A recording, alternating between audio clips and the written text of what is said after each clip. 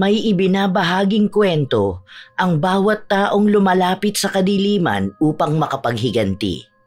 Kung saan may mga bitbit silang galit na siyang nagiging dahilan upang ipakulam nila ang isang taong nagkasala sa kanila. Ngunit sa likod ng mga ito, may isang taong nilalapitan nila, ang mga mangkukulam. Ano naman ang maaaring maging kwento ng isang taong nasa ilalim ng kapangyarihan ng kadiliman? Katulad ni Aling Trining na siyang takbuhan ng mga taong nais na maghiganti sa mga taong nanakit sa kanila. Sa kabila ng mga sakit na dulot niya sa iba, salo niya ang bawat balik na sumpa. May pagkakataon pa nga bang makawala sa kadiliman ng mga katulad niya o tuluyan nilang bibit-bitin ang sumpa hanggang sa tuluyan silang lamunin ng kamatayan? Nay, nandito na po ako. Oh, Nay, bakit po nakalabas na naman yung mga manikang yan? Akala ko po ba ititigil nyo na ang pangkukulam? Huwag niyo po sabihin sa akin na itinatago niyo to sa akin. Ay, naku naman, Nay. Kung hindi pa ako maagang nakauwi, hindi ko pa malalaman na ginagawa niyo na naman pala ito. Hindi po ba napag-usapan na natin to? Hindi ko naman ito basta mabibitawan, anak. Sila ang kusang lumalapit at naghahanap sa akin. Tinutulungan ko lang sila na makuha ang hustisya. Kahit na anong pilit ko, tinatawag ako ng kadiliman upang ipaghiganti ang mga tao sa paligid ko. Tinutulungan niyo po sila? Nay, hayaan niyo pong batas ang magbigay ng hustisya sa kanila. Huwag niyo pong ilagay sa mga manikang yan ang pagpapataw ng parusa sa mga tao. Hindi niyo nga po alam kung totoo ang mga sinasabi ng mga nagpapakulam sa inyo. Paano kung sila naman ang masama? Pero yung mabuting tao pala ang makukulam nyo. Kawawa naman po sila. Sinisira nyo ang buhay nila. Hindi na mahalaga kung sino ang tama at kung sino ang mali. Ginagawa ko lang kung ano ang kailangan kong gawin. Oo nga pala, bakit maaga ka nakauwi ngayon? Kumusta naman ang trabaho mo? Maayos naman po. Medyo pagod lang ngayon dahil ang dami ko pong pinuntahan kanina. May mga binago po kasi sa office ngayon. Tapos, nagkaroon pa ng gitgitan kanina dahil sa traffic. O siya, sandali lang. Ililigpit ko lang mga gamit ko tapos kumain na tayo. Nakapagluto ako ngayon ng paborito mong ulam. Ginataang tulingan. Mabigat na paghinga lamang ang binitiwan ni Peping habang nakikita ang kanyang ina na nagliligpit. Alam ng binata na kamatayan ang sinapit ng taong kinulam dahil itim na manika ang nakalabas at may tarak ng karayom ang dibdib. Bata pa lang si Peping nang natunghayan niya ang ginagawang pangkukulam ng kanyang ina. Nang iwan sila ng kanyang ama, doon na rin nagsimulang magtuloy-tuloy sa pangungulam si Aling Trining. Nung una, hinahayaan niya ito dahil ito ang bumuhay sa kanila at nakatulong para makapagtapos siya ng pag-aaral. Pero nang makakuha na siya ng magandang trabaho, nakiusap siya sa kanyang ina na itigil na niya ito. Dahil marami ng tao ang nasisira ang buhay dahil sa ginagawa niya. Ilan na rin ba ang kinitilan niya ng buhay at pinaparusahan gamit ang mga manika? Ang akala ng binata ay natigil na talaga ang kanyang ina hanggang sa nahuli na naman niya ito ngayon. Sa ilang linggo na nagdaan, ilang beses ring naabutan ng binata ang ina na nagre-ritual. May mga pares na naman ng sapatos sa labas ng bahay namin. Panigurado ako may bago na namang kliyente si inay. Ay, hindi na natapos ang mga taong ito na magpakulam. Ay, makapasok na nga sa loob. Bago pa man buksan ng binata ang pinto, kusa itong bumukas at bumungad sa kanya ang isang dalaga na mugto ang mga mata at hawak ang kanyang tiyan. Hindi siya pinansin ng babae. Umalis ito kaagad na para bang walang nangyari. Nay, ano na naman ba ito? Alam mo yung babae na kalalabas lang. Kawawa yun, iniwan ng asawa niya matapos siyang buntisin. Nay, problema na nila yon. Hindi ka naman kasama sa mga desisyon nila sa buhay. Pero kapag nagkakaroon sila ng problema, sa'yo sila lalapit. Tinulungan ko lang siya para parusahan yung walang yang lalaki. Alam mo kung anong ginawa ko? Ang sabi kasi nung babae, masyado raw pogi at playboy. Tingnan mo bukas, ewan ko na lang kung makahanap pa yun ng babae sa magiging itsura niya. Tama lang yun sa mga katulad niyang ama na nagpapakasarap lang sa buhay matapos nilang bumuntis ng babae. Inay, bakit po ba hirap na hirap kayong bitiwan yan? Kaya ko na pong buhayin ang pamilya natin. May maganda na po akong trabaho, nakapagbibigay na ako ng pera sa inyo. Hindi nyo na po kailangang kumapit dyan para buhayin ang pamilya natin. Inay, hayaan yung ako na ang bumawi. Hindi ko ito basta mabibitawan dahil yakap na ako ng kadiliman. Nasa lahi na natin ang pagiging mangkukulam. Nung namatay ang aking lola, sa akin na ito ipinamana. Kasama ang librong itim, ang mga manika, ang iba pang mga gamit ko sa pangkukulam. Hindi ko pwedeng bitawan ang kapangyarihan na galing pa sa ating mga ninuno. Buong buhay ko nang ginagawa ito. Ano pa po bang sakripisyo ang kailangan na ipagawa sa inyo? Bago niyo po maisipan na bitawan yan. Ano pa ang kailangan na mawala? Huwag mo akong pagalitan. Malalaman mo lang ang nararamdaman ko kapag ikaw na mismo ang nasa sitwasyon ko. Hindi mo alam kung anong klaseng kapangyarihan ang meron ako. Tama po kayo. Dahil hindi ko rin naman kukunin ang kapangyarihan na yan. Hindi ako papayag na mamana yan ng isa sa mga anak ko. Gagawin ko po ang lahat para maputol na yan. At hindi naman pangbiktima pa sa mga susunod na henerasyon ng lahi natin. Sa paglipas ng mga araw, naging hayag na ulit ang paggamit ni Aling Trining ng kanyang kakayahan sa pangkukulam. Madalas na siyang dinadalaw ng mga taong may maitim na balak sa bawat taong nais nilang gantihan. Magdala ka sa akin ng litrato ng taong ipapakulam mo. Sa likod ng litrato, isulat mo ang buong pangalan at kaarawan niya. Dalhin mo yun sa akin bago mag-alas 3 ng hapon upang maisagawa ko kaagad ang ritual. Huwag kang mag-alala, sinisigurado ko sa iyong walang balik sa iyo ang kulam na ito. Dahil sa higit 30 taon ko na itong ginagawa, walang kahit na sinong albularyo ang nakatalo sa akin. Sinisigurado ko sa iyo na lahat ng gusto mong mangyari sa kanya, yon ang mararanasan niya. Mahihigitan pa natin ang pagpapahirap sa taong yon. Sinigurado ni Aling Trining na walang dapat ikabahala ang sino mang magpapagawa ng ritual sa kanya. Dahil selyado na ng kadiliman ang kanyang kapangyarihan. Malakas ang ritual at paniniwala niya, kaya kahit na ilang albularyo pa ang kumalaban sa kanya noon, hindi siya nagawang kontrahin. Sa araw din na yon, may bumalik sa kanyang isang babae, kung saan natulungan na niya ito sa pangungulam sa dati nitong asawa. Muli siyang lumalapit para sa kaaway niya tungkol sa utang. Ibinigay niya ang litrato ng babaeng kukulamin at nakasulat na roon ang pangalan at kaarawan nito. May dala rin siyang hibla ng buhok ng ipapakulam niya. Sinimula ni Aling Trining ang ritual sa pagsindi ng itim na kandila kung saan umuusal siya ng mahihinang orasyon. Kahit na malakas ang ihip ng hangin, hindi natitinag ang kandila. Kinuha niya ang pulang manika kung saan inilapat niya ang litrato ng kukulamin. 3 beses niyang binanggit ang pangalan bago niya pinatakan ng kandila ng 3 beses din.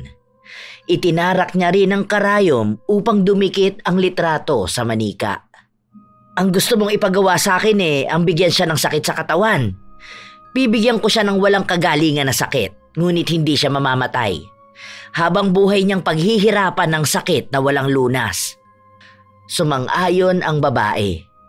Ang maliliit na karayom naman ay itinusok ni Aling Trining sa bawat parte ng katawan ng manika.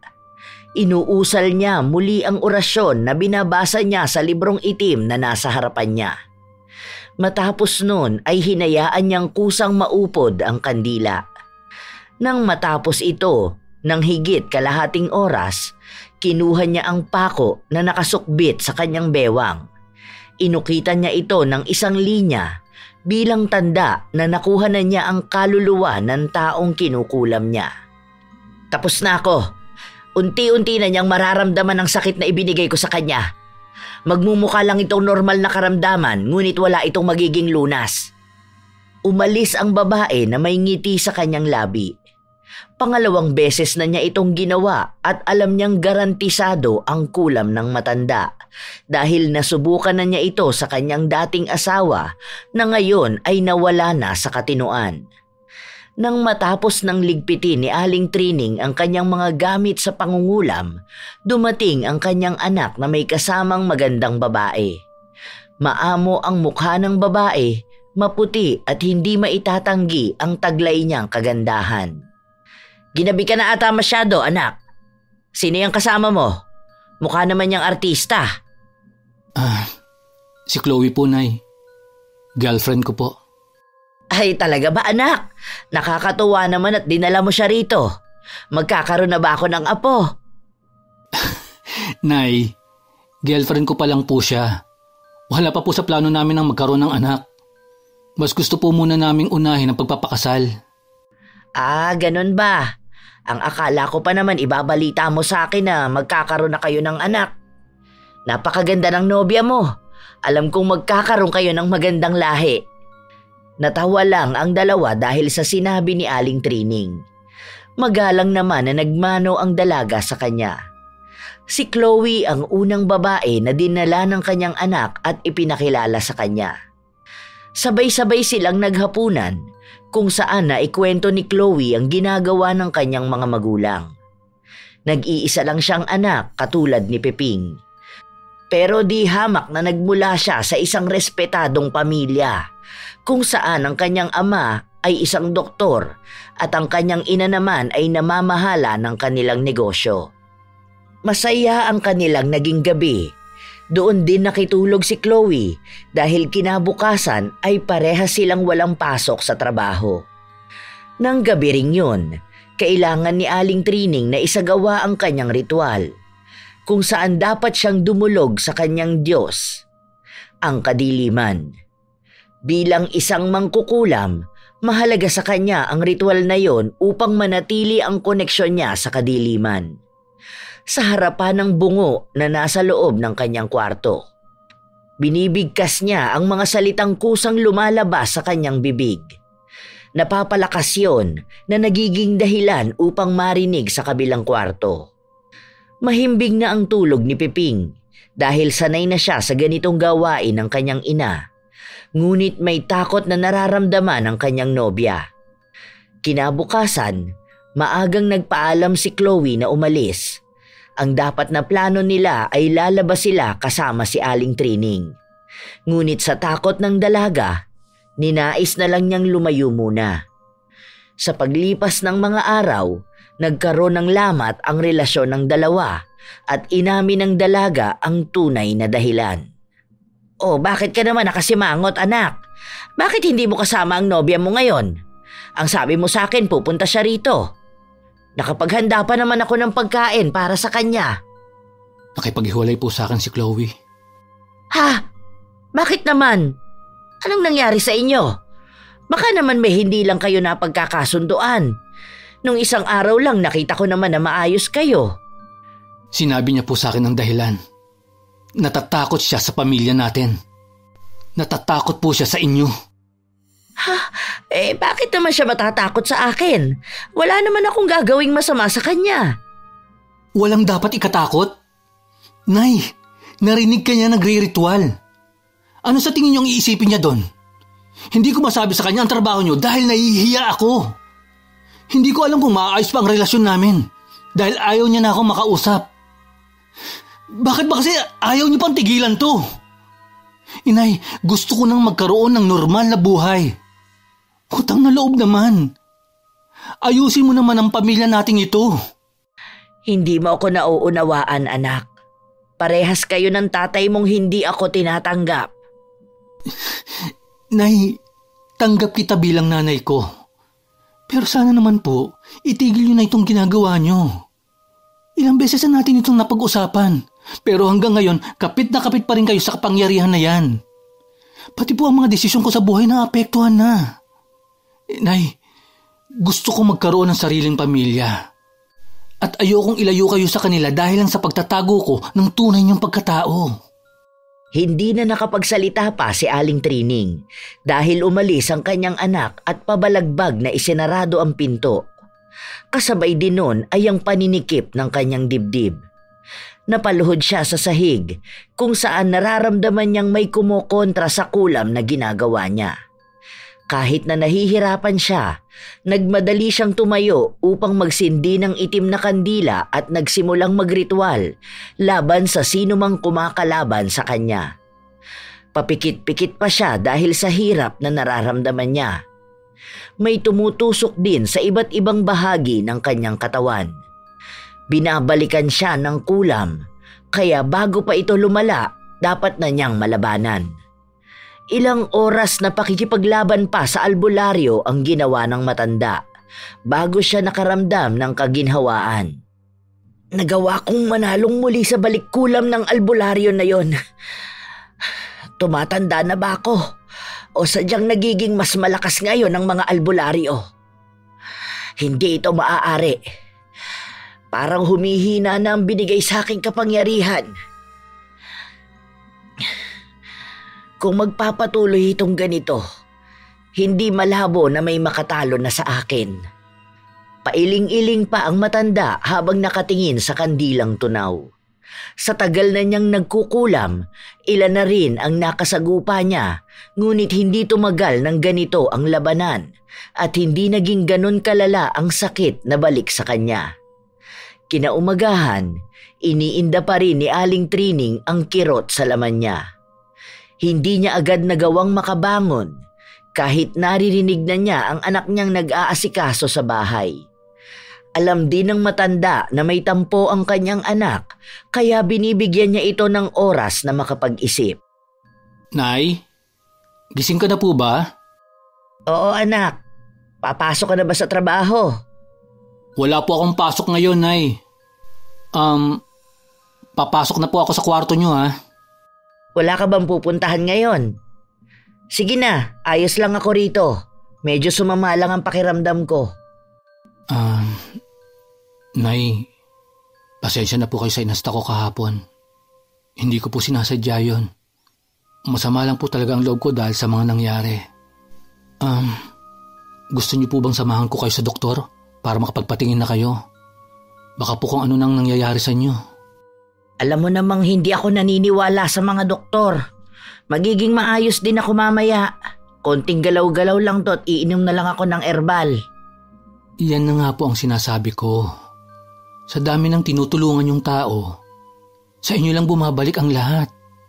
Kayo ang sumasalo para lang hindi sila balikan ng kulam. Paano po, Nay, kung makatagpo kayo ng magaling na manggagamot? May mga nababalita po ngayon na dinara yung albularyo kung saan nakakausap niya talaga ang mga mangkukulam gamit ang katawan ng taong nakulam. Paano po kung makatagpo niyo siya? Baka naman kayo ang mamatay. Nay, hindi niyo alam ang kaya nilang gawin. Hindi totoo ang ganyan, anak. Sa tagal na ng pamilya namin ginagawa ito, ni minsan hindi namin naranasan yon. Nakatagpo pa nga ng magaling na albularyo ang lola ko noon pero hindi naman siya natalo. Naniniwala akong mas makapangyarihan pa rin kami kaysa sa kanila. Inay naman Hanggang kailan niyo po ba bibit-bitin ang kakayahan niyo? Kailan niyo titigilan? Kapag nawala na po sa inyo ang lahat? Kapag pati ako, nawala na sa inyo? Ano ba yung sinasabi mong bata ka? Bakit? Iiwan mo rin ba ako katulad ng ginawa ng tatay mo? Hindi ko po kayo iiwan. Pero hindi po natin alam ang mga mangyayari. Paano po kung ako naman po ang balikan ng mga ginagawa niyo? Nay, may tinatawag po tayong karma. At doon po ako natatakot. Paano kung ang balikan ng mga yan ang magiging pamilya ko? Sa mga anak ko? O sa mga susunod na henerasyon ng pamilya natin? Hindi mangyayari ang iniisip mo. Walang karma. Tao lang ang nag-iisip ng ganyan. Tingnan mo nga mga taong gumagawa ng masama sa kapwa nila. Nakita mo ba na nakakarma sila? Hindi ba wala namang nangyari sa kanila? Hindi niyo po basta masasabi na wala lang. Ibang klase kung maningil ang karma. Dumarating po ito sa kanila sa panahong hindi nila inaasahan. Patuloy na nagsasalin-salin ang lahi ng bawat tao. May isisilang na siyang magbabayad ng mga pagkakamali. At ayoko pong danasin ng mga anak kong magbayad sa kasalanan na hindi naman po nila ginawa. Nay, ititigil niyo po ito. Hindi na po kayo muli pang mangkukulam ng tao. Hindi tumanggap ng bisita si Aling Trining ng araw na ito dahil naroon ang kanyang anak. Si Peping kasi mismo ang nagpaalis sa mga tao kaya wala nang nagawa pa ang matanda. Sinubukan din ng binata na kumbinsihin ang kanyang ina na tumigil, ngunit hindi talaga siya pinapakinggan. Sa paglipas ng mga araw, naging maayos ang kalagayan ni Aling Trining. Nagsimula na siya ulit na mangkulam. Maraming tao, iba't ibang kwento, samot-saring galit at kagustuhan na makapaghiganti. Alam mo ba anak, yung isang nagpunta sa akin kanina, naku awang-awa ako sa kanya. Ayan na naman po tayo sa usapang kulam. Alam niyo naman po sa lahat ng pag-uusapan natin, yan ang ayoko marinig. Makinig ka muna kasi. Kung alam mo lang ang dinudulog nila sa akin, mga kwento kung bakit sila nagpapakulam. Yung babae kanina na lumapit sa akin, nagpatulong siyang kulamin yung lalaking gumahasa dun sa 3 taong gulang niyang anak. Galit na galit siya. Ramdam na ramdam ko yun kaya naging mas madali sa akin na gumawa ng malakas na ritual. Nung una, ang desisyon niya pahirapan muna ang lalaki. Pero nagbago yun. Gusto niyang mamatay na ng tuluyan. Saglit ko lang nagawa ang ritual dahil na rin sa enerhiya na nagmumula sa kanya. Nang matapos kami sa ritual, bumuhos ang luha niya at nagpapasalamat sa akin dahil nabigyan ko sila ng hustisya. Sana po pinayuhan niyo po siya na lumapit sa mga pulis. Doon siya magpatulong. Ang bawat taong lumalapit sa akin ay wala nang kakayahang gawin yon dahil mas nananaig na sa kanila ang paghihiganti. Dahil hindi sa lahat ng oras kayang makuha ang hustisya. Yun ang ibinibigay ko sa kanila para agarang maibsan ang galit nila. Hinahayaan kong gamitin yon para kumolekta ng mga taong halangang kaluluwa. Hindi kaagad kumibo si Peping. Nakatingin lang siya sa kanyang ina. Isang mabigat na paghinga ang binitawan niya upang magkaroon siya ng lakas na sabihin ang balita sa kanyang ina. Nay, may gusto po sana akong hilingin sa inyo. Tungkol na naman sa pagpapatigil mo sa akin sa ginagawa ko. Ito lang naman ang paulit-ulit mong ipinapakiusap sa akin Nagkabalikan po kami ni Chloe at nagbabalak na po kami magpakasal. Gusto ko sana inay, isama pa rin kita sa lilipatan naming bahay. Pero sana po, kapag lumipat na tayo ng bahay, iwan nyo na rito ang kakayahan nyong yan. Lahat ng hindi magandang kwento ng nakaraan natin, may iwan na sa bahay na ito. Hindi kumibo si Aling Trining sa pakiusap ng kanyang anak. Masaya siya na bubuo na ng pamilya si Peping, ngunit hindi yon ang magiging dahilan para tigilan niya ang paggamit ng itim na kapangyarihan. Dahil naniniwala siya na hanggat merong taong naghihiganti, may lalapit pa rin sa kanya. Sa paglipas ng panahon, nanatili ang pangungulam ni Aling Trining. Parami ng parami ang lumalapit sa kanya at marami na ring buhay ang nakikitil niya. Mga kaluluwa na nakokolekta niya. Ilang beses nilang pinagtalunan ng kanyang anak ang ginagawa niya, ngunit binabaliwala niya lang ito. Iniisip niya na mauunawaan lang siya ni Peping kapag siya na ang may hawak ng kapangyarihan. Ngunit alam ni Aling Trining na kailanman hindi ito tatanggapin ng kanyang anak. Dahil sa pananalita pa lang ng binata, kinasusuklaman na niya ang itim na mahika. Nay, nakapagbista po ba kayo? Oo anak, tingnan mo nga. Bagay ba sa akin tong pinasuot mong damit? Ayan, mas bagay po sa inyo kapag ganyan ang suot nyo. Oh, Nay, bakit kailangan niyo pa pong isuot yung medalyon na yan? Tapos, bit-bit mo na naman yung mga pako sa baywang nyo. Nay, iwan mo na yan dito. Ang formal ng dress mo, lalagyan mo pa po ng ganyan. At saka, binilan po kita ng magandang alasa. Yun po ang isuot nyo. Ay nako, ayoko nun. Hindi ako pwedeng mawaglit sa mga gamit kong ito. Sandali lang, kukunin ko ang bag ko. Nay, ano ba naman yan? Bakit binibitbit mo pa yung gamit mo sa pangkukulam? Makikipagkita po tayo sa family ni Chloe. Paano kapag nalaman nila yung laman ng bag mo? Baka matakot po sila. Tuwing lumalabas na lang tayo, palagi mo pong bitbit yan. Hindi ko naman ito ipapakita. Halika na at baka naghihintay na sila roon. Hayaan mo na ako rito, wala namang makakaalam sa kanila kung anong laman ito eh. Nag-aalangan pa si Peping kung isasama niya ang kanyang ina dahil may takot pa rin sa kanya. Tanging si Chloe lang ang nakakaalam ng tungkol sa pamilya nila at ang lahi na pinanggalingan ng kanyang ina. Sa dalaga rin ang galing na kaya niyang tanggapin kung ano man ang nakaraan nila, pero nais niyang itago ito sa mga magulang niya dahil maaaring tumutol sila. Galing siya sa isang relihiyosong pamilya kung saan hindi sila naniniwala sa mga kulam. Baka maparatangan pa silang angka ng demonyo na maaari rin namang totoo. Kung ganon ang mangyayari, magiging malaking hadlang ito para sa pag-iibigan ng dalawa. Ang ganda naman ng bahay nila. Nay, itago mo yung bag mo. Dapat kasi iniwan mo na lang yung sa bahay. Saglit lang naman tayo rito eh.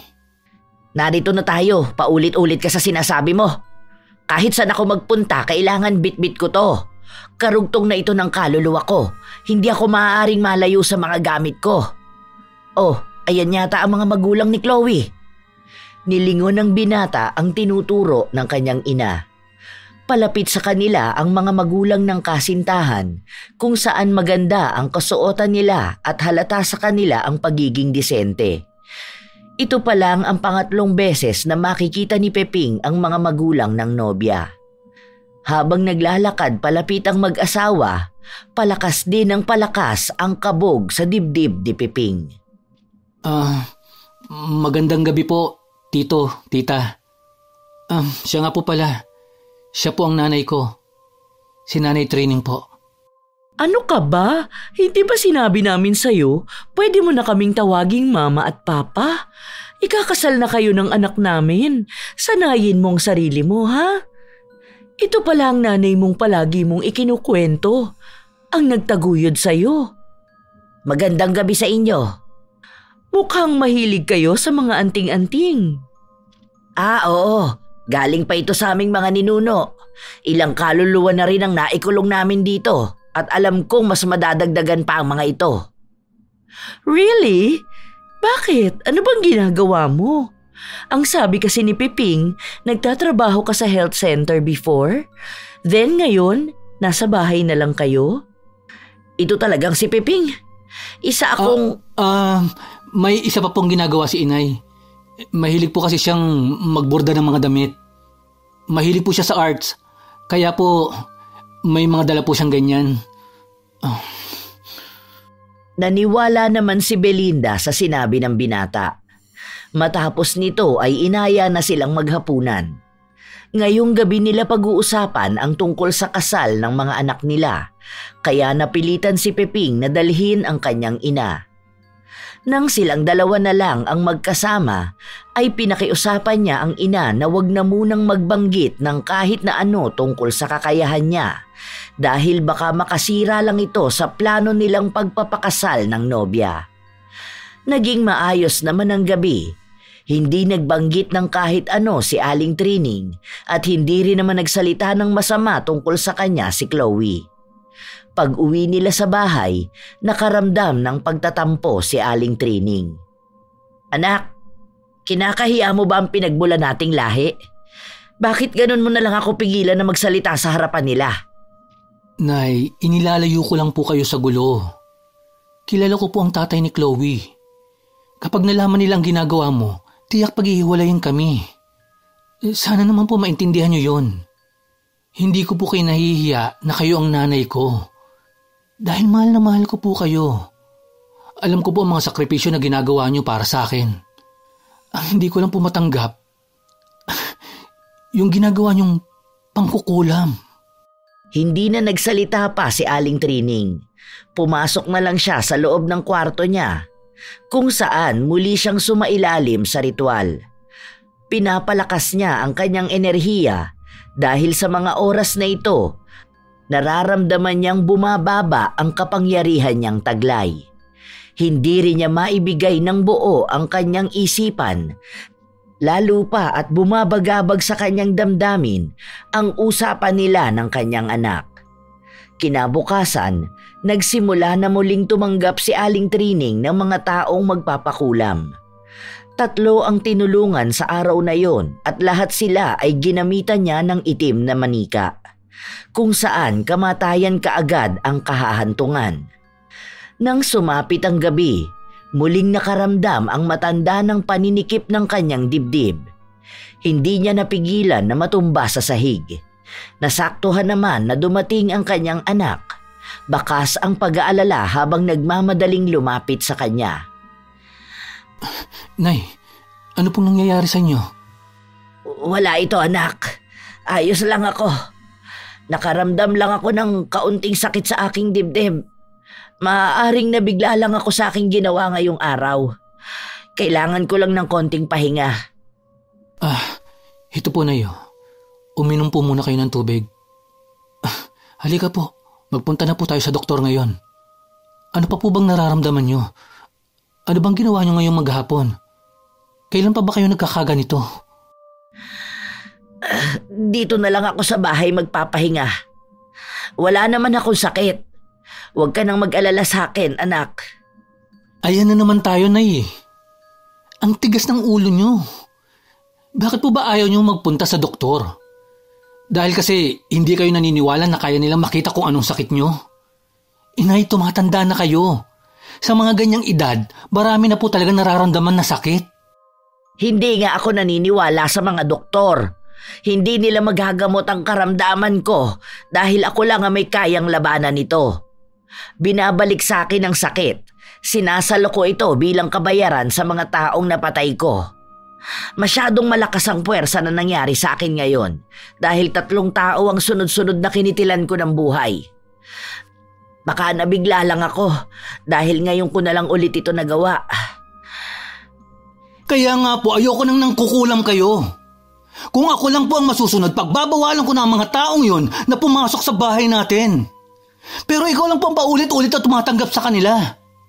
Hindi ka man lang tumanggi kahit ganyan na ang nararamdaman nyo. Hanggang kailan nyo gustong saluin ng sakit na balik sa inyo? Hanggang kailan kayo magpapakasakit para lang masiguro na mabigyan ng hustisya ang mga humihingi ng tulong sa inyo? Inay, hindi kayo bayani. Bibit-bitin ko to katulad kung paano ito binitbit ng mga ninuno natin. Hanggang sa kamatayan ko, hindi ko bibitawan ang kapangyarihan kong ito. Ayaw niyo pong bitawan? Gapos na kayo sa lintik na kapangyarihan na yan. Nagiging gahaman na kayo sa kaya niyang ibigay sa inyo. Nay, hindi niyo po nakikita kung paano kayo niyan ubusin. Hayaan mo na muna ako rito sa kwarto ko. Kaya ko ang sarili ko. Hindi ko gusto na humaba pa ang usapan natin. Hindi mo rin naman ako naiintindihan. Mali ka po, Nay. Kayo po ang hindi nakakaintindi sa akin. Ilang taon niyo na pong ginagawa yan. Kitang-kita po ng mga mata ko kung paano niya bigyan ng parusa ang mga tao na hindi naman niyo lubusang kilala. Hindi niyo po ako gustong pakinggan dahil bulong ng kadiliman lang ang malinaw para sa inyo. Nay, tumatanda na po kayo. Nagkakaedad na rin po ako. Pero nabilang niyo ba kung ilang beses niyo akong pinakinggan? Katulad ng kung ilang beses yung nabilang ang mga kaluluwang pinarusahan niyo? Nagtalo ang mag-ina tungkol sa usaping ito. Nakapaglabas ng sama ng loob ang binata dahil pakiramdam niya mas mahal ng kanyang ina ang kapangyarihan ng dilim kaysa sa kanya. Ngunit sa huli, si Aling Trining pa rin ang nagwagi. Humingi ng tawad ang binata at sinabi sa kanyang ina na nag-aalala lang siya sa kalagayan niya, lalo na sa kanyang edad. Ayaw lang ni Peping na habang tumatagal, mas lalong bumibigat ang balik na parusa sa kanya. Ngunit sinigurado lang ng matanda na kaya niya ang sarili niya. Hanggat may gabay siya ng kadiliman, mananatili siyang buhay laban sa mga kumokontra sa kanya. Sa paglipas ng mga araw, kakaunti na lang ang tinatanggap ni Aling Trining na magpakulam sa kanya. Dahil mas napapadalas na ang paghihirap na nararamdaman niya. Hanggang isang araw, nagkaroon siya ng isang bisita na hindi niya inaasahang makita. "Belinda, anong ginagawa mo rito?" Hindi ko akalain na ikaw ang tinutukoy ng kaibigan kong magaling na mangkukulam. Hindi naman nasabi sa akin ni Piping na ito ang ginagawa mo. Kahit ang anak ko, wala siyang nabanggit. Dahil ayaw niyang malaman niyo ang angka na pinagmulan niya. Ngayon nalaman mo na at ikaw pa ang kusang lumapit sa akin.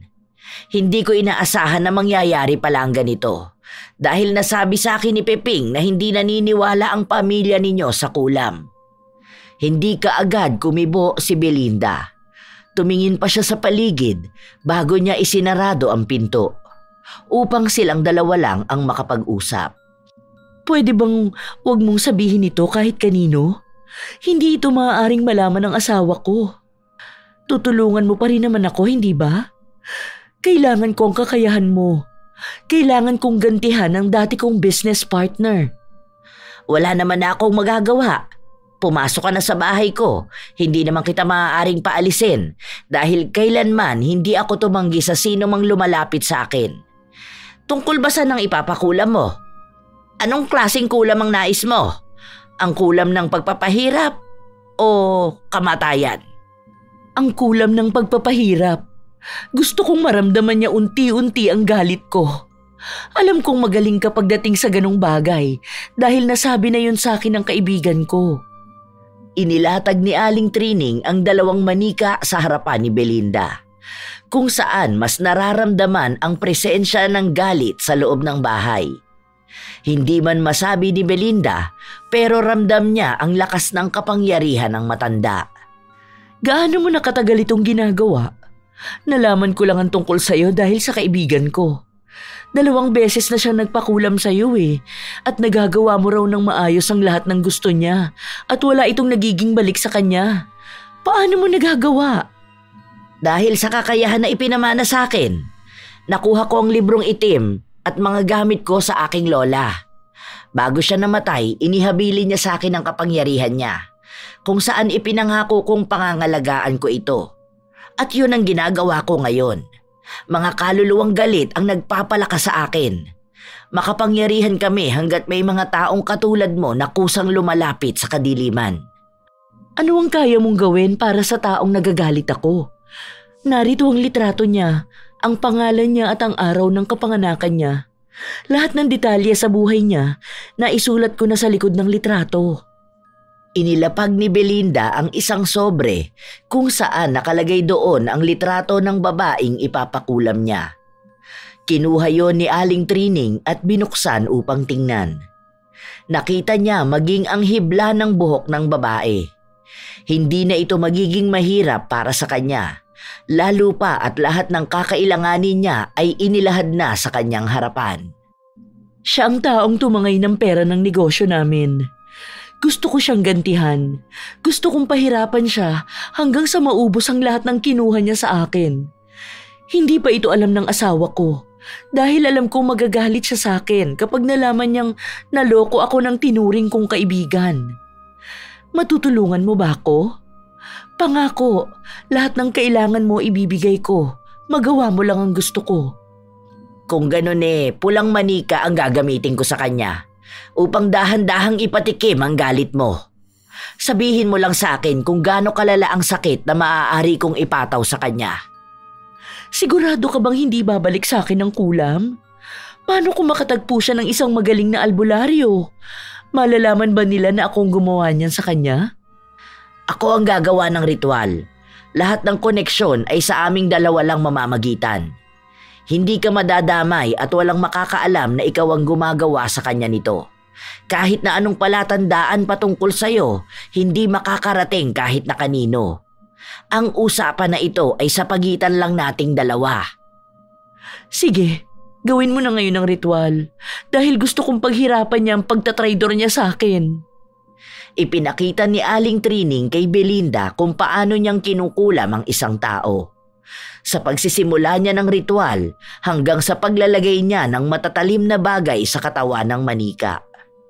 May mga maliliit na bubog siyang itinarak sa bawat parte ng manika kung saan mararamdaman ng kinulam niya ang pagguhit ng bubog sa laman niya. Hiniling ni Belinda na patagalin niya ang paghihirap ng pinapakulam niya dahil gusto niyang makita ng mga mata niya kung paano ito maghihirap. Pumayag naman si Aling Trining at siniguradong malala ang magiging paghihirap ng babaeng yun. Maaapektuhan maging ang pag-iisip ng kinukulam nila, lalo pa at malakas na ritual ang ginawa sa kanya. Natapos na ang ginawa nilang ritual. Nagpasalamat si Belinda at nagbayad ng malaking halaga. Sa sandaling paalis na siya, naabutan naman niyang dumating si Piping. Bakas ang halong gulat at pagtataka sa mukha ng binata. Teka, ano pong ginagawa niyo dito sa bahay namin? Paano niyo po nalaman na dito kami nakatira? Sige na, Aling Trining, aalis na ako. Hindi na niya sinagot ang tanong ng binata. Umalis siya ng bahay na parang wala lang. Si Peping naman ay agad na nilapitan ng kanyang ina upang magtanong ng mga nangyayari. Ang sinagot lamang ng matanda ay may napagkasunduan lang sila. Ngunit hindi mapakali ang binata hanggat hindi niya nalalaman kung ano ba ang totoong nangyayari. Kinabukasan, maagang umalis ng bahay si Piping, habang ang kanyang ina ay hindi pa rin natatapos sa debosyon niyang pagriritual sa kadiliman. Humihiling siya ng mas malakas na kapangyarihan, ngunit alam ni Aling Trining na may hinihingi na namang sakripisyo ang kadiliman upang pakinggan siya. Ang huling sakripisyo na ginawa niya noon ay ang pagkitil niya sa buhay ng sarili niyang ama. Ang ganoong klase ng sakripisyo ay nagpapakita ng kagustuhan niyang patunayan na karapat-dapat siya sa kapangyarihan. Ngayon na humihina na naman ang puwersa niya, alam niyang may dapat siyang gawin. Kailangan ko ng alay para sa kapangyarihan ko. Ngunit paano ko yun gagawin? Kahit may nararamdamang panghihina ang matanda, tuloy pa rin siya sa kanyang ginagawa. Sa pagkakataon na ito, pansamantala muna niyang itinigil ang pagtanggap ng bisita. Nais muna niyang masigurado na magiging malakas muli ang kanyang puwersa dahil pansin naman niyang may malalakas ng albularyong nakatatalo sa kanya. Grabe ang hingal na nararamdaman ko ngayon Para akong mapuputulan ng paghinga. Dapat siguro wag muna akong magkikilos. Nagpahinga ang matanda sa sala. Isinandal sa malambot na sofa ang kanyang likuran at ipinikit ang kanyang mga mata. Nais niya lang sana na magpahinga kahit na saglit, ngunit may malakas na puwersa na humihila sa kanya papunta sa tila ba ibang mundo. Trining! Trining! Trining! Sa ikatlong beses na narinig ng matanda ang kanyang pangalan, iminulat niya ang kanyang mga mata. Laking pagtataka niya nang mapunta siya sa ibang lugar, kung saan kaharap niya ang isang lalaking may nakakasilaw na liwanag sa kanyang likuran. Hindi niya maaninag ang mukha ng lalaki, ngunit ramdam niya ang malakas na presensya nito. Nakakasilaw ang kapaligiran na siyang humihila sa kaluluwa niya upang mawalan siya ng lakas na lumaban. Paano ako nakarating dito? Sino ka? Paano mo nalaman ang pangalan ko? Bakit hindi ako makagalaw? Anong ginawa mo sa akin? Ang daming katanungan na nasa utak ni Aling Trining, lalo pat hindi niya alam kung paano siya biglang napunta sa lugar na ito. Dahil ang huli niyang naaalala ay nakatulog siya sa kanilang bahay. Paanong sa isang ihip ng hangin, dadalhin siya sa lugar na hindi niya kabisado? Kaharap ang isang lalaking higit na mas makapangyarihan sa kanya. Alam ko ang ginagawa mo. Isa kang mangkukulam. Sabihin mo, ano ang nagawa ng taong ito para parusa mo siya ng ganito?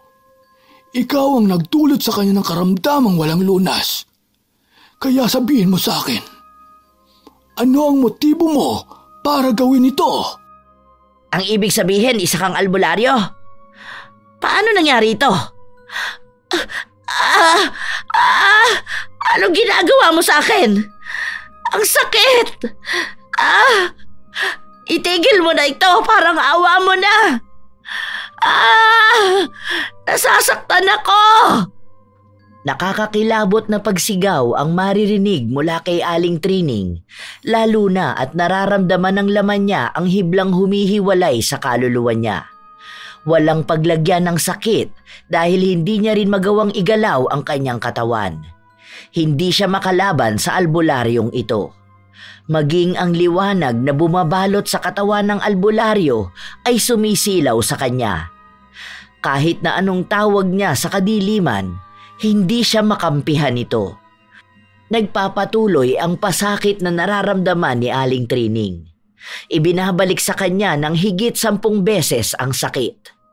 Mas lalo pa siyang nagwala nang baliin ng albularyo ang kanyang daliri.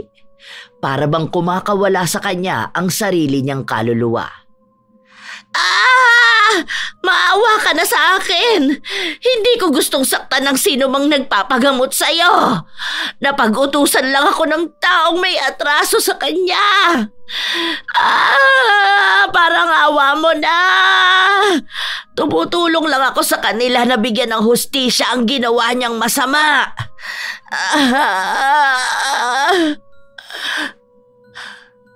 Alam mo ba na kaya na kitang patayin sa mga oras na ito? Wala kang kawala sa akin dahil hawak ko ang kaluluwa mo. Maaaring dito na rin magwakas ang kasamaan na ginagawa mo. Huwag mong gawin yan. Parang awa mo na. May anak ako. Kailangan niya ako dahil ako na lang ang nag-iisang magulang na meron siya. Maawa ka na. Hindi ko ginustong pahirapan ng taong yan. Gusto ko lang ipaghiganti ang nag-utos sa akin ito. Nasasaktan ako. Parang awa mo na. Nagmamakaawa ka para sa buhay mo. Samantalang ilang buhay ba ang pinahirapan mo? Ilan bang kaluluwa ang kinulong mo sa dilim? Bibigyan kita ng huling pagkakataon para mabago ang buhay mo. Sa susunod na magkita tayo, sisiguruhin kong papatayin na kita. Agad na napabangon si Aling Trining mula sa pagkakahiga niya. Malalim na paghinga ang ginawa ng matanda na parabang umahon siya sa napakalalim na karagatan. Hawak ang kanyang dibdib, pilit niyang pinapakalma ang sarili. Nasa loob ulit siya ng kanilang bahay, ngunit tagaktak ang pawis niya, mabilis ang tibok ng puso at masakit ang katawan. Alam niyang hindi panaginip ang nangyari dahil tunay na nakaharap niya ang albularyo. Paanong naging ganong kalakas ang lalaki na yon? Ngayon lang ako nakaharap ng ganong albularyo. Ang liwanag na pumapalibot sa kanya ay napakamakapangyarihan. Paano niya nalaman ang pangalan ko? Hindi ito maaari. Ang sino mang ginagamot na ngayon ang siyang maaaring magdala sa akin sa kamatayan. Hindi ako papayag. Kailangan kong maging mas malakas sa kanya. Kailangan kong gumawa ng ritual na poprotekta sa akin. May galit na namumuo sa dibdib ng matanda. Lalo pat sa tagal ng kanyang pangungulam, mukhang isinilang na ang papatay sa kanya. Nang kahit paano ay nakakuha na siya ng lakas, naglakad siya papunta sa kusina upang kumuha ng tubig na maiinom. Naglagay siya sa babasaging baso at sa puntong iniinom na niya ito, nalasahan niya ang tila dugo. Dahil natanaw niya ang kulay pulang likido na nasa baso, agad niya itong nabitawan at nabasag. Kumalat ang bubog sa sahig at nagkalat ang dugo, kasabay nun ay ang pagkawala ng itim na usok. Isang masamang pangitain. Ilang sandali lang din ang nakalipas May kapitbahay silang dali-daling tumakbo papasok sa kanilang bahay. Sa mga sumunod niyang binanggit ay nagpaguho ng mundo ng matandang mangkukulam. Nasa hospital si Piping, nag-aagaw buhay dahil sa kinasangkutan nitong aksidente. Kahit parang nakalutang sa kawalan, sumama si Aling Trining sa kapitbahay niya upang puntahan ang kinalalagyan ng kanyang anak. Naabutan niya roon si Chloe at Belinda. Walang humpay na umiiyak ang nobya ng kanyang anak. Sinusubukan ng asawa kong gamutin si Piping. Sana maging maayos ang kalagayan niya. Kawawa naman siya. Nakita ko ang katawan niyang maraming galos. Anong nangyari sa anak ko? Tumawag sa akin si Chloe. Nagmamadali raw na umalis si Piping sa trabaho kanina dahil gusto raw umuwi. Nararamdaman daw kasi ng anak mo na parang may nangyayaring hindi maganda sa'yo at hindi na siya nag-aksaya pa ng oras para makauwi at malaman ang kalagayan mo. Ang problema, nagkaroon ng aksidente kung saan bumangga ang sinasakyan niyang motor. At nang dalhin namin siya sa ospital, wala siyang ibang sinasabi kundi ang pangalan mo. Paulit-ulit kanyang hinahanap. Hindi na napigilan ng matanda na bumagsak sa sahig. Nanghihina pa rin ang katawan niya sa naging pagtatagpo nila ng albularyo. Ngayon naman ay ang balita tungkol sa kanyang anak. Wala nang kahit na anong tumatakbo sa kanyang utak. Naging blanko na siya sa lahat. Kahit paanong salita ni Belinda, walang pumapasok sa utak niya. Ilang sandali pa ay lumabas ang asawa ni Belinda at sinabi sa kanila na hindi nila sigurado kung mabubuhay pa ba si Piping dahil sa laki ng pinsala na tinamo ng katawan niya. May mga namuong dugo raw sa ibang parte ng katawan ng binata. Maaaring isang malaking himala na lang kung magigising pa siya, pero pinapahanda na ang kalooban ni Aling Trining na tanggapin ang anumang magiging resulta. Nakatulala lang ang matanda sa labas habang tinuyunan ng hangin ang mga luha sa kanyang mga mata. Nilapitan siya ni Chloe at sa unang pagkakataon ay kinausap siya ng dalaga. Siya na lang ang meron ako. 2 taon pa lang siya nang iwan kami ng kanyang ama. Simula noon ginawa ko na ang lahat para maging isang mabuting ina sa kanya. Para mabigyan siya ng magandang kinabukasan, tinanggap ko ng tuluyan ang itim na kapangyarihan, kung saan pera ang naging dahilan kaya ako nagpapahirap ng tao. Wala akong pakialam kung sino ang mali, kung sino ang masama. Ang kukulamin ko ba o ang nagpapakulam? Ang alam ko lang kung sino ang makakapagbigay ng pera sa akin. Sinakripisyo ko ang lahat. Pinili kong pati ang kaluluwa ko ay ang kinin ng kadiliman.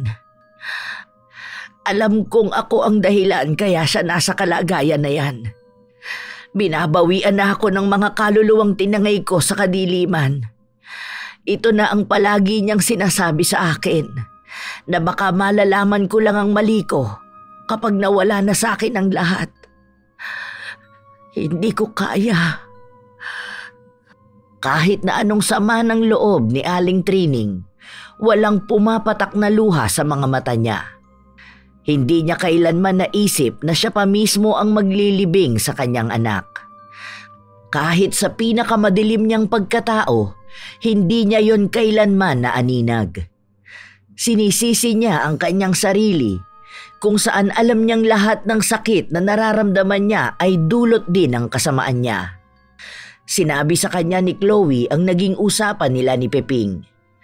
Sinasabi ng binata sa kanyang nobya na maaaring maging masamang tao ang kanyang ina sa paningin ng mga naaagrabyado niya. Ang pagiging kaanib ng kadiliman ay ang pagkakaroon ng maitim na kaluluwa. Ngunit kahit daw anong sabihin nila, kayang manindigan ni Piping na kahit masamang tao ang tingin sa kanya, kailanman ay hindi siya naging masamang ina. Ipinaliwanag ng binata sa nobya kung gaano niya kamahal ang kanyang ina. At iyon ang naging dahilan upang maunawaan ni Chloe ang tunay na pagkatao ni Aling Trining. Ang mga salitang binitawan ng dalaga ay hindi naalis sa isipan ng matanda. Hanggang sa kinabukasan, nagising na lang siya sa kanyang kama. Nagbabaka sakali na isa lang panaginip ang lahat. Ngunit hindi. Nabubuhay siya sa madilim na realidad ng kanyang buhay. Sa akin ito nagsimulang lahat. Ilang beses na akong may pagkakataon para mabago ang kapalaran ko, pero mas niyakap ko pa ng tuluyan ang kapangyarihang ito.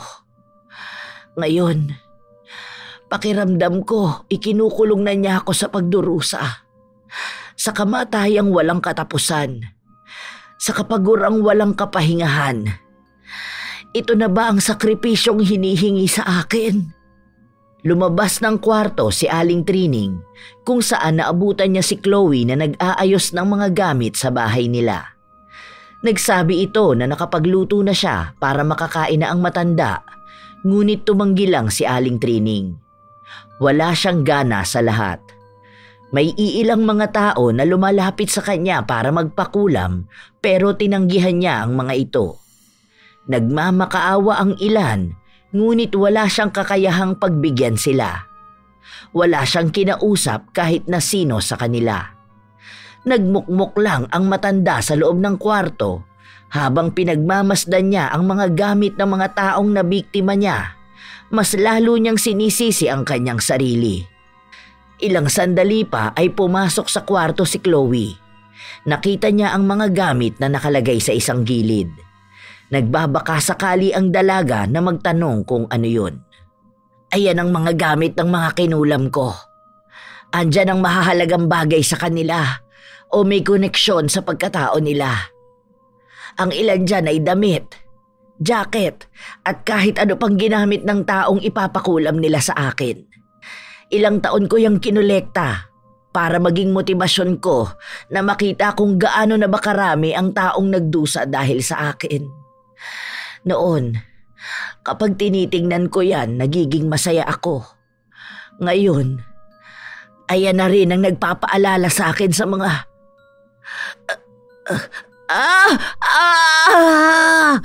Ang sakit! Napahawak ang matanda sa kanyang ulo kung saan halos pumutok ito sa sobrang sakit. Isang mahabang pagsigaw ang ginawa niya para lang mabawasan ang nararamdamang paghihirap. Si Chloe naman ay hindi alam ang gagawin. Tinawagan niya ang kanyang ina upang magpatulong na dalhin sa doktor si Aling Trining, ngunit hindi ito ginawa ni Belinda. Minsan na siyang sinabihan ni Aling Trining na hindi maaaring makialam ang siyensya sa labanang may kinalaman sa mahika. Ilang oras na pagdurusa ang naramdaman ni Aling Trining bago siya nakahinga ng matiwasay, ngunit hapu pa rin sa paghinga. Uminom ka muna ng tubig, Trining. Ano nang nararamdaman mo? May masakit pa rin sa ibang parte ng katawan ko. Dahil ito sa mga albularyo na kumokontra sa kulam na ginagawa ko. Kaya na nilang labanan yon. Hindi ko na maipagtanggol ang sarili ko. Ang ibig sabihin ba, ikaw ang sumasalo ng mga balikkulam? Paano mo yun nalalabanan kung maraming albularyo ang maaaring kumokontra sa'yo? Oo, ako ang sumasalo ng mga yon. Noon kaya ko silang labanan dahil sa lakas ng kapangyarihan ko. Ngunit ngayon, unti-unti na nila akong natatalo. Para bang pare-parehas ang lakas na pinagkukuhanan nila. Naku, pasensya ka na. Isa ko sa dahilan kaya ka nahihirapan ng ganyan. Nalaman ko kasing humingi ng tulong ang pinakulam ko sa isang magaling na manggagamot. Hindi ko kasi alam kung totoo ang nasagap kong balita. Ang sabi, nakausap ng albularyo ang mangkukulam. Magaling daw ang albularyo na yun. Sa pagkakaalala ko, ang pangalan niya ay Enteng. Nakaengkwentro mo na ba siya? Pasensya ka na, ngayon ko lang din naalala dahil ang dami kong inaasikaso. At nangyari pa yun sa aksidente ng anak mo, kaya hindi ko na rin nabanggit. Hindi ko sigurado kung siya ang nakaengkwentro ko. Pero bago ko malaman ang balita tungkol kay Piping, may isang lalaking nagpahirap sa akin. Hindi ko matanaw ang mukha niya pero nakausap ko siya. Binigyan niya ako ng pagkakataon na mabuhay. Pero sa susunod daw na magkaharap kami ay papatayin na niya ako. Napakalakas niya. Ibang klase ang kapangyarihan na gumagabay sa kanya. Ayan na nga ang narinig kong balita tungkol sa albularyo na yun. Pasensya ka na, ngayon ko lang nalaman ang tungkol doon. Hindi ko naman alam na mangyayari pala talaga yun. Kaninang umaga ko lang din nalaman ang paggaling ng pinakulam ko at lumapit siya sa akin para humingi ng tawad sa mga nagawa niya. Sinusubukan na niyang bayaran ang mga utang niya sa akin. Mukhang ang magaling ang albularyo na yon. Enteng pala ang pangalan niya. Kung gusto mo siyang makita ng personal, pwede akong humingi ng tulong sa mga taong nakakakilala sa kanya. Hindi na muna, dahil wala namang kaming dapat na pag-usapan. Kung pakikipaglaban lang din, hindi ko yun kayang gawin ngayon. Hindi na naalis ang sakit sa katawan ni Aling Trining, na mukhang buong pagkatao na rin niya ang hindi nagagaling pa. Ilang araw ang lumipas, wala pa ring nagiging magandang balita tungkol kay Peping. Sinabi na rin ng doktor na maaaring hindi naabuti ng 3 araw ang buhay ng binata. Lalo na at ilang beses na siyang kamuntikang mamatay. Hindi na rin nakakakita pa ng paraan ang mga doktor para maisalba ang buhay niya. Wala nang kahit katiting na pag-asa. Kailangan na lang maging matatag ni Aling Trining na kung sakali mang makaabot sa kanya ang balita ay makaya niya itong tanggapin. Sa likod ng salamin, nakatanaw ang matanda sa kaawa-awang katawan ng kanyang anak na puno ng aparato. Kahit na anong gawin niya, wala siyang ibang magagawa. Kahit pa dumulog siya sa kadiliman, tila ba tinalikuran na rin siya nito. Sa dami ng taong natulungan niya, bakit ngayon pa siya walang magawa kung kailan anak na niya ang nangangailangan sa kanya? Ayokong tanggapin ito, anak. Pero mukhang pinagbabayaran ko na ang lahat. Bakit ikaw pa? Bakit hindi na lang ako? Dahil sa akin naman nagsimula ang lahat. Ako ang gumawa ng masama sa kanila. Habang buhay kong sisisihin ang sarili ko dahil sa nangyaring ito sa iyo. Pero sana, sa huling pagkakataon, mapagbigyan kita sa matagal mo ng hiling sa akin. Pangako, tatalikuran ko na ang kadiliman na ito. Ilang beses na pinag-isipan ni Aling Trining ang desisyon niya. Ilang mga tao ang nagmakaawa sa kanya para bumalik siya sa pangungulam, ngunit buo na ang loob niyang kahit sa huling pagkakataon ay maibigay niya ang kahilingan ng kanyang anak. At mukhang inaayon ng panahon ang pagbabago sa kanya, dahil siya mismo ang dinalaw ng albularyo. Hindi niya alam kung paano siya natunton sa kanilang bahay at kung paano nararamdaman ng albularyo ang desisyon niyang bitawan ng kanyang itim na kapangyarihan. Mas malakas pala ang presensya mo kapag kaharap ka ng personal. Sa totoo lang, sa lahat ng mangkukulab na nakaengkwentro ko, ikaw ang may pinakamalakas at mabigat na enerhiya. Hindi ko alam kung paanong nangyaring ikaw ang nakaharap ko. Napakalakas ng gumagabay sa'yo. Nakakapanghina ang liwanag na pumapalibot sa pagkatao mo. Naaalala ko pa ng una nating pagtatagpo. Nakita ko ang nagliliwanag na kamay na nakapatong sa ulo mo. Sino ka ba talaga? Isa lang naman akong ordinaryong manggagamot. Ang nakakasilaw na nakikita mo sa akin ay dahil yon sa gabay ng Diyos, ng tunay na Diyos Trining, at hindi ng Diyos na sinasamba ng kadiliman. Yon ang liwanag na nagbibigay ng tunay na gabay sa iyo.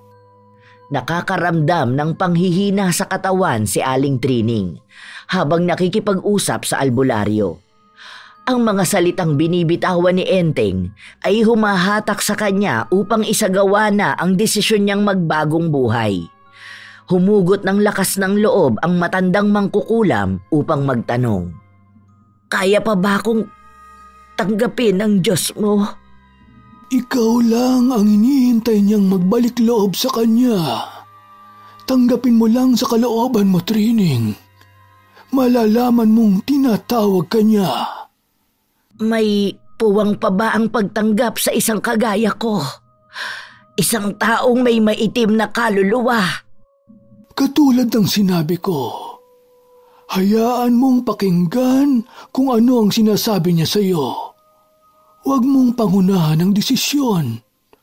Wala sa mga kamay mo ang paghahatol. Sa unang pagkakataon, pakiramdam ni Aling Trining ay nasa bulwagan siya ng isang paraiso, kung saan malambing na tinig ang tumatawag sa pangalan niya. Hindi ang galit at hiyaw ng kadiliman. Sumama siya kay Enteng upang bigyan siya ng panibagong buhay kung saan tatalikuran na niya ang nakasanayan ng kanilang pamilya. Nagtungo ang dalawa sa isang ilog kung saan sisimulan ni Enteng ang kanyang ritual para sa pagtanggal ng kadiliman sa pagkatao ni Aling Trining. Ito ang unang beses kong gagawin ito. May kaba sa dibdib ko. Sana lang ay may kapatawaran pang kayang ihatol sa akin. Hayaan mong tangayin ng tubig ang madilim na bumabalot sa pagkatao mo. Hayaan mong umago sa balat mo ang tubig na uhugas sa balat mo. Bitawan mo ang mga kaluluwang humihila sa iyo sa dilim at abutin mo ang kamay na magliligtas sa iyo. Damhin mo ang lahat, Trining, dahil ito ang muli mong pagsilang. Lumakas ang ihip ng hangin at lumalamig ang tubig sa ilog. Nagdasal ng mangilang beses si Enteng habang hawak niya sa ulo ang matandang tatalikod sa kanyang kapangyarihan. Nangingilabot ang buong katawan ni Aling Trining habang binabanggit ni Enteng ang mga dasal. Kasunod nito ang paglublob ni Aling Trining ng katawan niya sa ilog. Dinadama niya ang panibagong pagkatao niya sa oras ng pag-ahon. 3 beses nilang ginawa ito hanggang sa tuluyang nakaramdam ng ginhawa ang matanda. Para bang ang gaang ng katawan ko. Hindi ko maipaliwanag, pero parang may mabigat akong bitbit na binitawan ko na rin sa wakas. Yan ang sumpa ng nakaraan mo. Dahil pinaubaya mo na sa Diyos ang paghatol. Inalis niya ang lahat ng mga pasanin mo, ang mga kasalanan mo. Ano na ang susunod kong gagawin? Ibigay mo sa akin ang lahat ng gamit ng mga nabiktima mo. Kailangan natin sunugin yon. Maging ang mga gamit mo sa ritual. Lahat ng mga bagay na umuugnay sa iyo at sa dati mong buhay. Kinolekta ni Aling Trining ang mga gamit. Habang hawak niya ang mga yon, nakaramdam siya ng kilabot. Noon, kapag iniisa-isa niya ang gamit ng mga kinulam niya, wala siyang ibang nararamdaman. Ngayon ay nararamdaman niya kung anong klaseng kadiliman ang bumabalot sa bawat isang gamit. Hindi niya rin mahawakan ng matagal ang mga manika na noon ay yakap-yakap niya. Ramdam na ramdam ng kaluluwa niya ang pagbabago na ginawa sa kanya ni Enteng. Andito na lahat, pati ang librong itim, maging ang medalyon at ang pako na pinaglagyan ko ng mga kaluluwa nila. Ikaw na ang bahala sa lahat. Hindi ko alam kung bakit hindi ko maatim na mahawakan ng matagal ang mga gamit na yan. Samantalang kalahati ng buhay ko, sila ang kasama ko. Sinagawa na ng albularyo ang pagsunog ng mga gamit. Napakakapal na itim na usok ang bumabalot sa mga gamit. Ramdam ang mga kaluluwang humihiyaw, mga galit na tangan ng mga nakaraan. Matapos ang pagsunog sa bawat gamit, ibinaon na rin ni Enteng sa hukay ang mga gamit pang ritual ni Aling Trining. Sa paraan na yon ay tuluyan na ngang tinanggap ng matanda ang pagbabago sa kanyang buhay. Inanyayahan pa niya si Enteng na magkape muna sa bahay nila upang kahit na paano ay makapag-usap sila. Si Enteng lang ang unang albularyo na binigyan niya ng oras para makausap. Simula pa kasi noong bata siya, minulat siya ng kanyang lola na ang mga albularyo ay kanilang kalaban. Simula noon, lahat ng albularyo ay kinagagalitan niya. Samantalang ngayon, isang albularyo pala ang tutulong sa kanya na magbago. Ganito pala ang pakiramdam kapag isinuko mo na ang lahat. Napakagaan. Parang ngayon ko lang naririnig ang huni ng mga ibon. Nadarama ang ihip ng hangin. Isang normal na buhay para sa isang normal na tao. Dahil hindi mo nabitbit ang galit at paghihiganti ng mga kaluluwa ng mga taong kinulam mo, magaan mo ring tinatanggap ang kalooban ng Diyos. Huwag ka nang papayag na bumalik pa sa nakaraan dahil iniwan mo na yon at hinayaang tangayin ng tubig palabas sa iyong katawan. Isang panibagong simula ito para sa iyo. Maraming salamat sa iyo. Naibigay ko na rin sa aking anak ang matagal na niyang hiling. Kung sana lang ay makikita niya kung paano ako nagbagong buhay. Matagal mo na ba itong ginagawa? Oo. At ilang mangkukulam na rin ang napagbago ko. May ilan din akong napatay. Sila yung mga binigyan ko ng pagkakataon na magbago. Pero mas pinipili nilang balikan ako at kalabanin. Pero bakit? Hindi ba ang nakakasagupa mong mangkukulam dapat ay pinapatay mo na ng tuluyan? Dahil hindi mo alam kung ano pa ang kakayahan nila para gantihan ka. Katulad ko, hindi mo alam kung ano ang kaya kong gawin para lang makabawi sa mga ginawa mo sa akin. Kung sa ibang albularyo, ganun ang ginagawa nila. Pero hindi ako. Dahil naniniwala pa rin akong kayang magbago ng mga taong minsan sinubok ng kadiliman. Minsan kasi, kailangan lang maliwanagan ng mga taong kagaya mo na hindi pa huli ang lahat para isuko ang sarili at tuluyang kumawala sa kadiliman. Tignan mo ngayon, hindi ba isa ka sa mga mangkukulam na napabago ko? Isa ka sa nabigyan ng panibagong buhay. Kaya, huwag mo na yang sayangin. Dahil kahit na anong sama ng nagawa mo noon, subukan mo lang. Pakikinggan ka pa rin niya. Hindi lang ikaw ang natulungan ko. Hindi lang ikaw ang nag-iisang mangkukulam na sinubukang tumawag sa kanya. Wala namang mawawala sa pagtawag at paghiling, hindi ba? Ikaw lang naman ang hinihintay. Susubukan ko. Umaasa akong may makikinig sa akin. Magaan sa pakiramdam ang mga salitang binitiwan ni Enteng. Binigyan niya ng motibasyon si Aling Trining para sa pag-asang maaari pang may magbago sa kalagayan ng kanyang anak. Bitbit ang bagong buhay at ang kaliwanagan sa kanyang kaluluwa.